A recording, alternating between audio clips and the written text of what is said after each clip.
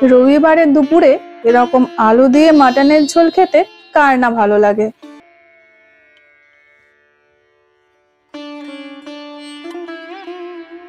তবে সুস্বাদু মাটনের ঝোল রান্না করার জন্য আমার ভিডিওটা পুরো দেখার অনুরোধ রইল।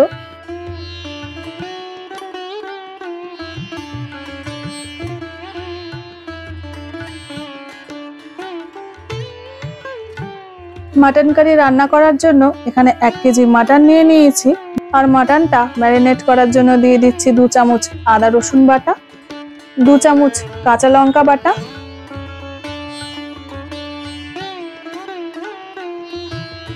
হাফ চামচ দিয়ে দিচ্ছি গোলমরিচের গুঁড়ো, এখানে দিয়ে দিলাম কাশ্মীরি লঙ্কা গুঁড়ো, আর দিয়ে দিচ্ছি হাফ কাপ মতন টক দই, আর কিছুটা সর্ষের তেল দিয়ে ভালো করে হাত দিয়ে মেখে নিচ্ছি।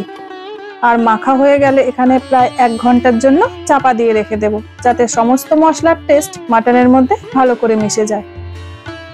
এখানে মাটনের ম্যারিনেট করাটাই আসল, যত ভালো করে ম্যারিনেট করা যাবে মাটনটা খেতে ততটাই সুস্বাদু হবে।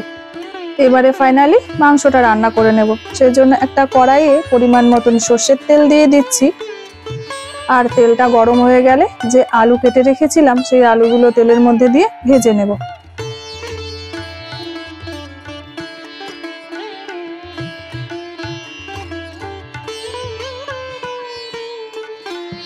আর আলুটা ভাজার সময় আলুর কালারটা যেন ভালো লাগে, সেই জন্য এখানে পরিমাণ মতন হলুদ দিয়ে দিচ্ছি।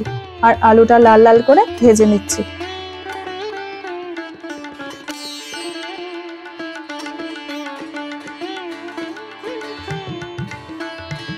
আলুগুলো তো ভাজা হয়ে গেছে, এবারে আলুগুলো একটা পাত্রের মধ্যে তুলে নিচ্ছি।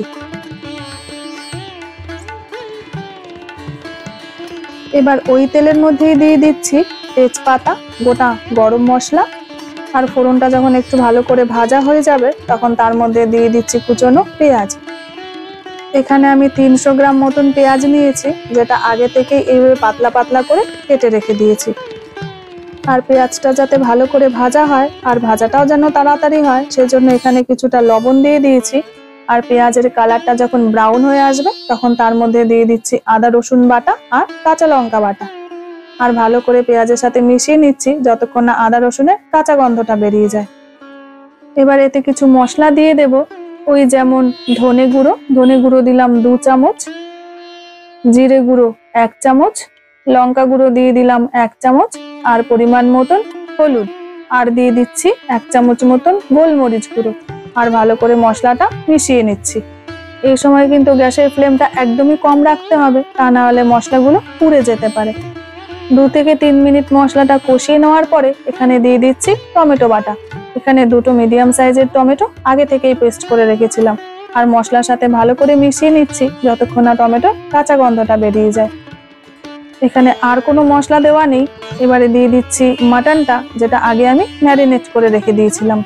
এবারে এর মধ্যে দিয়ে দিচ্ছি পরিমাণ মতন লবণ, আর ভালো করে মাটনটা কষিয়ে নিচ্ছি।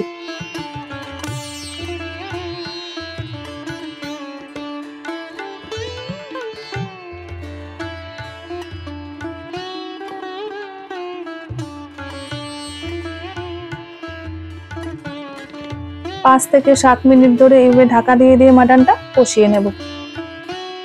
এবার ঢাকাটা খুলে আরো একবার ভালো করে মাটনটা নেড়ে এর মধ্যে দিয়ে দিচ্ছি ভেজে রাখা আলুগুলো।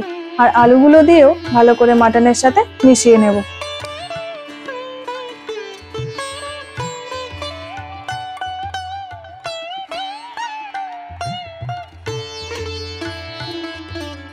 আরো 10 মিনিট ধরে কষিয়ে এর মধ্যে এবার দিয়ে দিচ্ছি পরিমাণ মতন জল।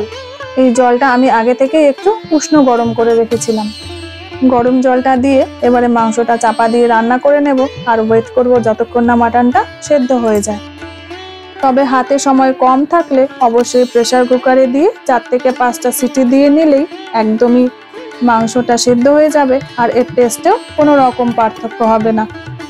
তবে আমি কড়াইতেই রান্না করে নিয়েছিলাম, আর আমার সময় লেগেছিল ওই প্রায় 30 মিনিট মতন। আর নামানোর আগে এখানে কিছুটা গরম মশলার গুঁড়ো দিয়ে দিয়েছি।